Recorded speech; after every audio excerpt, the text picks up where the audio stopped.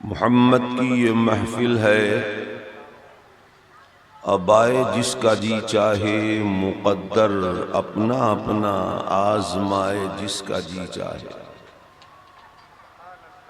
تھوڑی سی بیداری پیدا کریں، اور میں سمجھتا ہوں کہ آج آپ لوگوں نے چپ رہنے کی نیت کر لی۔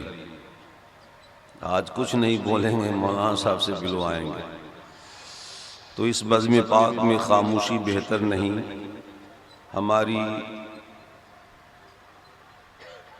ہمارا کون سا عمل اللہ کی بارگاہ میں قبول ہو جائے، اور ہو سکتا ہے آپ کا یہ سبحان اللہ کہنا اللہ کی بارگاہ میں قبول ہو جائے تو ہماری اور آپ کی دین و دنیا دونوں سنور جائے گی۔ اور ایک بات آپ اپنے ذہن سے نکال دیجئے کہ ہم سبحان اللہ کہیں گے، مولانا صاحب کی تعریف ہوگی، یا نقیب اعظم حضرت علامہ مولانا گوہر صاحب کی تعریف ہوگی، حضرت مولانا مشاہد رضا صاحب، نہیں، نہ میری تعریف ہوگی نہ آپ کی تعریف ہوگی، ہم سب کے رب کی تعریف ہوگی۔ تو سبحان اللہ کہیں تو یہ سمجھ کے کہیں کہ اللہ کا ذکر ہے، میرے رب کی تسبیح ہے، میرے رب کی بڑائی ہے۔ اگر یہ بات آپ کے سمجھ میں آ گئی ہے تو میں گزارش کروں گا یہاں سے وہاں تک آپ ذرا بلند آواز سے کہہ لیں سبحان اللہ۔ ماشاءاللہ، اللہ تبارک و تعالی آپ کے سبحان اللہ کہنے کو قبول فرما لے۔ تم زباں رکھ کے صحیح بول نہ پائے بے کل، تم زباں رکھ کے صحیح بول نہ پائے بے کل، بے زبانوں سے نبی کلمہ پڑھا لیتے۔ اللہ اللہ اللہ، بے زبانوں سے نبی کلمہ پڑھا لیتے۔ سبحان اللہ سبحان اللہ۔ اگر جنت میں جانے کا ارادہ ہو تمامی کا،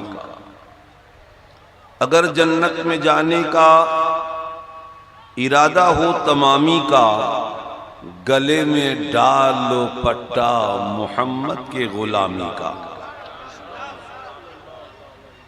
اور غم نہیں اس کا کہ مخالف ہیں زمانے والے، غم نہیں اس کا کہ مخالف ہیں زمانے والے، غوث اعظم ہے میری لاج بچانے والے۔ آئیے ہم اور آپ مل کر سرور کائنات صلی اللہ علیہ وسلم کی بارگاہ میں عقیدت و محبت کے ساتھ بلند آواز سے درود پاک پیش کریں۔ پڑھیں اللہم صلی علی سیدنا و نبینا مولانا محمد معدن الجود والکرم وآلہ وبارک وسلم۔ صلاۃ و سلام علیک یا رسول اللہ صلی اللہ علیہ وسلم۔ لگتا ہے کہ آپ نے میری بات کو سمجھا نہیں یا سنا نہیں۔ اکثر ہمارے علماء اور شورا آپ سے گزارش کرتے رہتے ہیں کہ زور سے درود پڑھیے، زور سے سبحان اللہ کہیے۔ میں بھی پریشان تھا کہ ہمارے علماء اور شورا کو کیا ہو گیا ہے کہ جو آتا ہے یہی کہتا ہے زور سے درود پڑھیے، زور سے سبحان اللہ کہیے۔ کیا اللہ کی بارگاہ میں زور سے درود پڑھنا ہی قبول ہوتا ہے؟ کیا اللہ تبارک و تعالیٰ زور سے درود پڑھنا ہی سنتا ہے؟ اگر آہستہ پڑھی جائے تو کیا وہ نہیں سنتا ہے؟ تو پھر زور سے درود پڑھنے کی ضرورت کیا ہے؟ تقریریں آپ نے بہت سنی ہے، زندگی رہے گی تو آپ سنیں گے، مگر اس تھوڑے سے وقت میں آج میں کوشش کروں گا کہ آپ کو وہ چیز دے کر کے جاؤں جسے آپ اپنے دل میں جگہ دیں گے تو یقیناً میرا بھی فائدہ ہوگا اور آپ کا بھی فائدہ ہوگا۔ اصل تقریر، حاصل تقریر انشاءاللہ ثم انشاءاللہ میرے بعد ہوگی۔ جی میں تو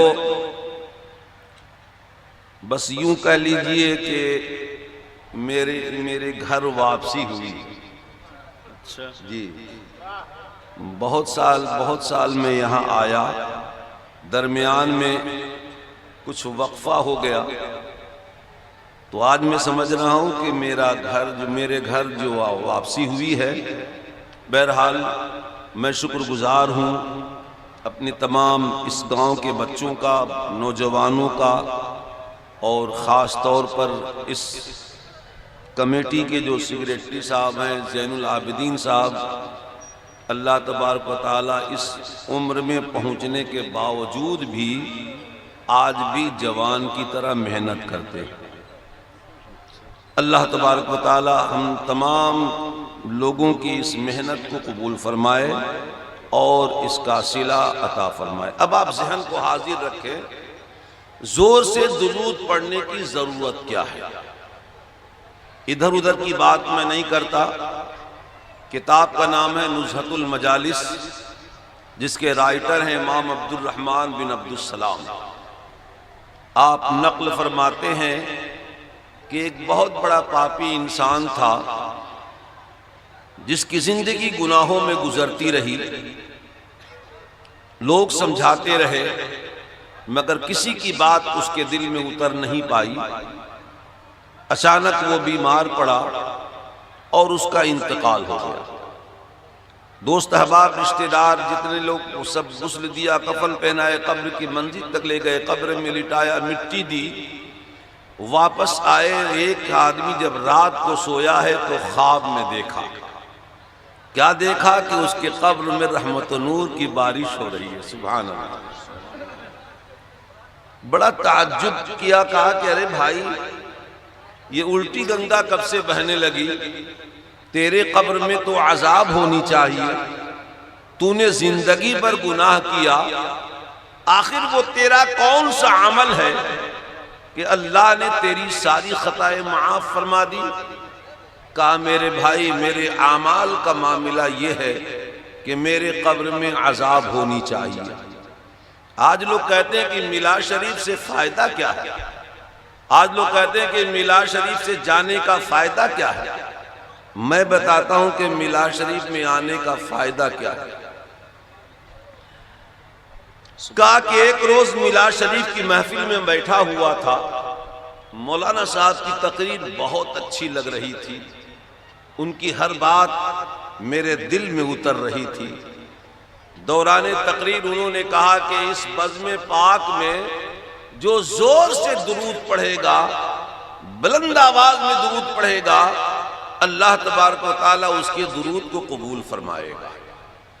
ان کی بات میرے دل میں اتر گئی اور میں نے تیز آواز میں، بلند آواز میں درود پاک پڑھی۔ میرے بھائی میرے اعمال کا کوئی معاملہ نہیں ہے، یہ بلند آواز سے درود پاک پڑھنے کا معاملہ ہے۔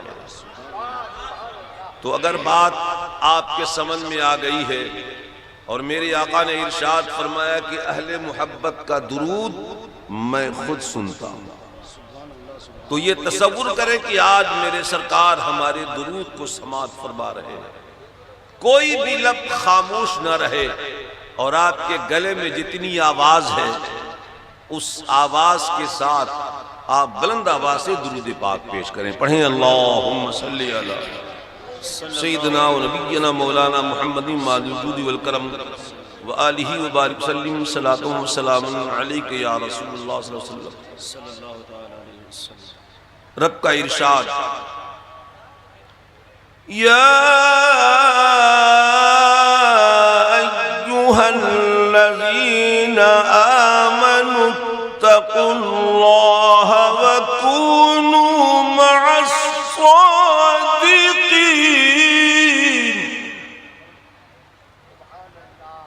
اے ایمان والو، ڈرو اللہ سے، وَكُونُوا مَعَ الصَّادِقِينَ، اور سچوں کے ساتھ ہو جاؤ۔